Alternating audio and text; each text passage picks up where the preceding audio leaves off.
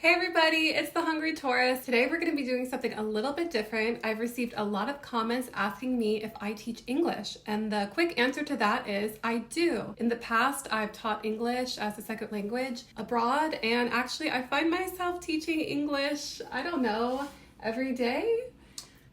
Yeah. So on this video, I have brought my lovely husband, and he's going to be asking me some questions, and maybe, if he has these questions, there's a good chance that you probably have some of these questions. So how long have you been learning and speaking English? So I've been speaking English since I moved to the US, and that was over 9 years ago. I started speaking English because I had to.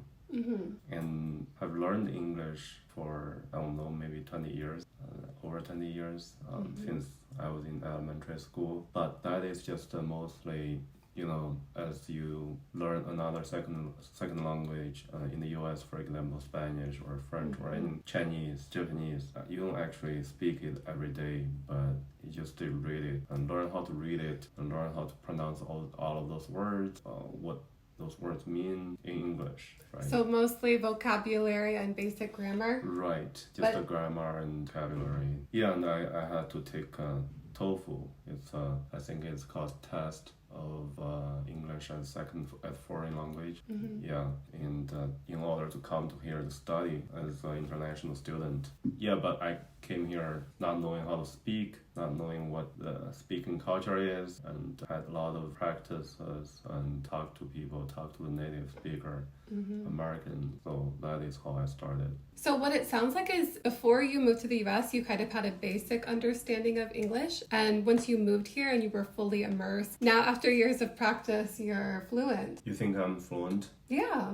Thank you. Yeah, of course. There's always questions and he is always improving. But that's one of the reasons why I was influenced by you to start this part of my channel, because I know that if you have these questions and you're kind of lucky enough to have someone who can answer them, I know that there are people out here that have the same questions. Yeah, for sure. Yeah, I think there are a lot of people. Okay, well that was really interesting, but I guess I want to know something else that got you really comfortable speaking English, especially with people you don't know too well. I think you have to be really lucky. So I think I was really lucky to be able to involve myself with a lot of native speakers. That was really good because when I moved here, I think you had to go to your department in school. Yeah, in school, because I came for school, so I had to just introduce myself to my classmates and my teacher, my professor. So that's the first thing I need to do when I moved here, and that's what I did. And I was able to find out that all of my classmates and my professors, they're American. So that was a big help, I would say, because they are native speakers.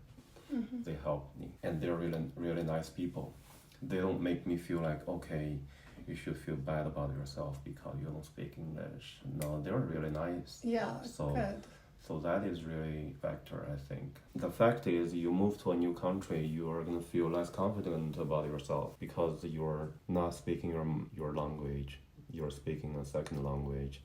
And the culture is different, particularly if for example, I come from Eastern culture and I moved to the Western culture. And the language is different, the culture is different, so there are a lot of challenges. And so people around you, if they can make you feel confident about yourself, and you can just feel comfortable around those people. And then on top of that, those people also speak English, so they help you practice. So that is huge for me. I still feel very much appreciated to my professor, and I think about them every single day. That's awesome. So having a good network of people. Yeah.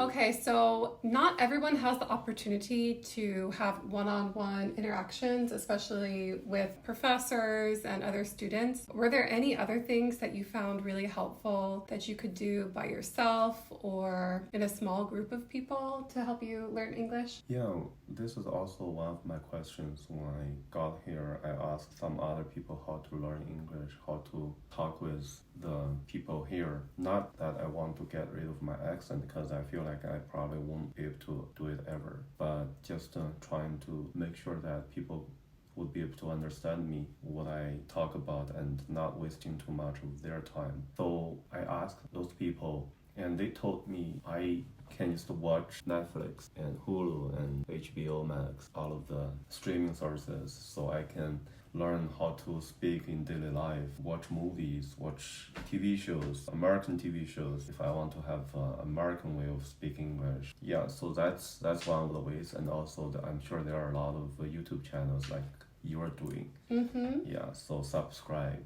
Yeah. And hear more from us. We have a lot to share. He's a really interesting guy and his story is really amazing. We're going to have lessons. We're going to have real life examples. We're going to have all kinds of stuff, right? Yeah. Because I really do feel like an English teacher sometimes, but when it's just my husband, it's fun. I learn a lot of stuff too because I look things up and all kinds of stuff. So please join us for more and really look forward to sharing more of our personal story and also just getting down to the nitty-gritty, teaching the not so fun parts of English, but making it fun. All right, guys, remember, like and subscribe.